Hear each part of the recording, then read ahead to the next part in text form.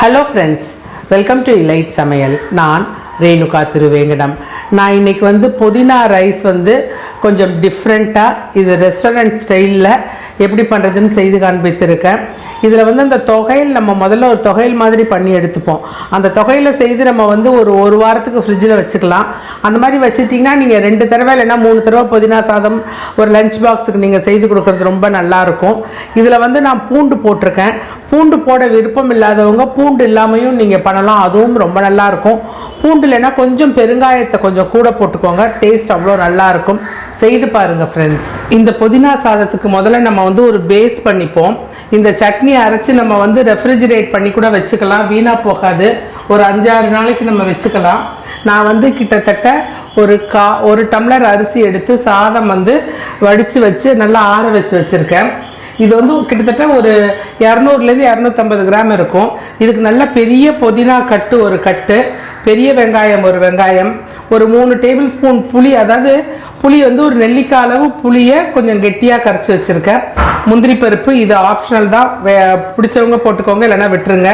பூண்டு, கருவேப்பில்லை, காரத்துக்கு நம்மளுடைய காரத்துக்கு தகுந்த மாதிரி பச்சை மிளகாய், தாளிக்கிறதுக்கு கடுகு, அதாவது இந்த சட்னி மாதிரி பண்ணுறோன்னு சொல்கிறோம் இல்லையா, அதுக்கு உளுத்தம்பருப்பு வேணும், தாளிக்கிறதுக்கும் உளுத்தம்பருப்பு வேணும். அதனால் நான் கிட்டத்தட்ட 1.5 டேபிள் ஸ்பூன் உளுத்தம்பருப்பு வச்சுருக்கேன்.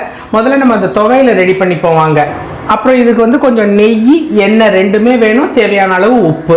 நான் 1 டேபிள் ஸ்பூன் எண்ணெய் விட்டுருக்கேன். நல்லெண்ணெய் இல்லைன்னா கடலெண்ணெய் எதை வேணாலும் விட்டுக்கலாம். நம்ம எண்ணெய் சூடாயிடுச்சு. நம்ம இந்த உளுத்தம்பருப்பை போட்டுடுவோம். உளுத்தம்பருப்பு போட்டு அது வறுபடட்டும், கொஞ்சம் செவப்பாகட்டும். லேசாக நிறம் மாறுது பாருங்கள். இப்போது கருவேப்பிலை கொஞ்சம் போட்டுக்கோங்க. பச்சை மிளகா காரத்துக்கு தகுந்த மாதிரி நான் ஒரு 6 பச்சை மிளகா போட்டிருக்கேன். 6லேருந்து 7 பச்சை மிளகா போட்டிருக்கேன். இப்போ இந்த பூண்டை போட்டுடலாம். பூண்டு கொஞ்சம் நல்லா நிறம் மாறட்டும். பூண்டு நிறம் மாறிடுச்சு பாருங்கள். இப்போ நம்ம இந்த புதினாவை போட்டுடலாம். நான் புதினாவை கட் பண்ணி வச்சுருக்கேன்.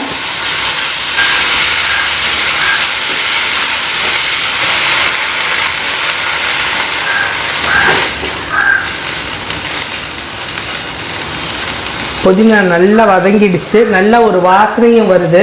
இந்த சமயத்தில் நம்ம பூண்டு போட்டிருக்கோம் இல்லையா, பூண்டு போட விருப்பம் இல்லை அப்படின்னா நீங்கள் அதை விட்டுடலாம். அதுக்கு பதிலாக பெருங்காயம் போட்டுக்கலாம். நான் ஒரு 3 டேபிள் ஸ்பூன் அளவுக்கு புளி கரைச்சி வச்சுருக்கேன். நீங்கள் டேபிள் ஸ்பூன் கணக்கெல்லாம் பார்க்க வேண்டாம், ஒரு கொட்டைப்பாக்கு அளவுக்கு புளி வச்சுட்டிங்கன்னா போதும். அதை இதில் விட்டுடுங்க. தொகையிலுக்கு தேவையான அளவு உப்பு போட்டுடுங்க. அந்த புளி தண்ணி இதில் சேர்ந்து கொதிக்கணும், இல்லைன்னா அந்த புளியோட பச்சை வாசனை இருந்துகிட்டே இருக்கும். திருப்பியும் இதை ஒரு தடவை நம்ம வதக்கலாம். இருந்தாலும் இந்த பச்சை வாசனை போகிறதுக்காக நம்ம 1 நிமிஷத்துலேருந்து ஒரு 1.5 நிமிஷம் இதை நல்லா போட்டு வதக்கிக்கலாம். இப்போ இது நல்லா ஆறட்டும். ஆறுனதுக்கப்புறம் மிக்சியில் நல்லா அரைச்சிட்டு வந்துடலாம்.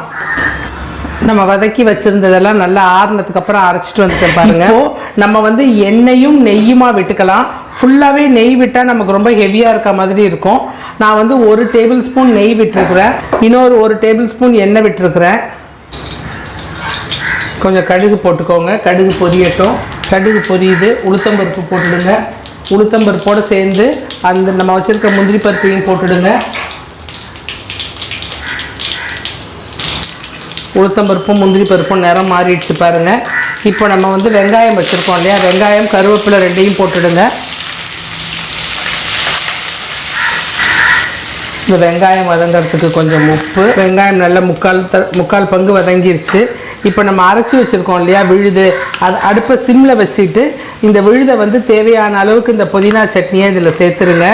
நம்ம அரிசிக்கு நம்ம எவ்வளோ வேணுமோ, நம்ம சாதம் வடித்து வச்சுருக்கோம் இல்லையா, அதுக்கு எவ்வளோ வேணுமோ அதுக்கு தகுந்த அளவு நம்ம இதில் போட்டு ஒரு வதக்கிக்கலாம்.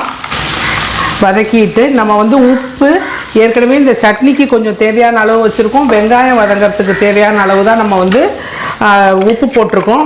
அதனால் இந்த சாதத்துக்கு எவ்வளோ நமக்கு தேவையோ அந்த உப்பை இங்கே போட்டுடுங்க. நம்ம இப்போ சாதத்தை வடிச்சிட்டு இதில் போட்டு கிளற போகிறோம்.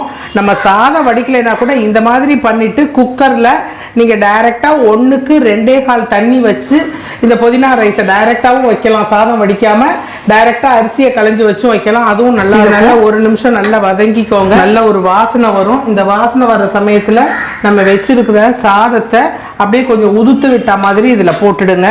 அடுப்பில் சிம்மில் வச்சுக்கிட்டு போடுங்க.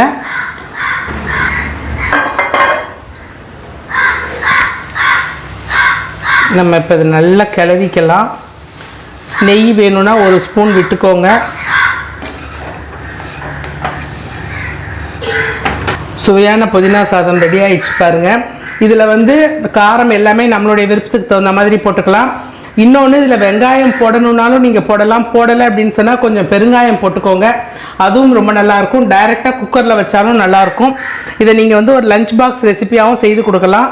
செய்து பார்த்துட்டு எப்படி வந்திருக்குன்னு எனக்கு கண்டிப்பாக கமெண்ட் பாக்ஸில் சொல்லுங்கள் ஃப்ரெண்ட்ஸ். தேங்க்யூ.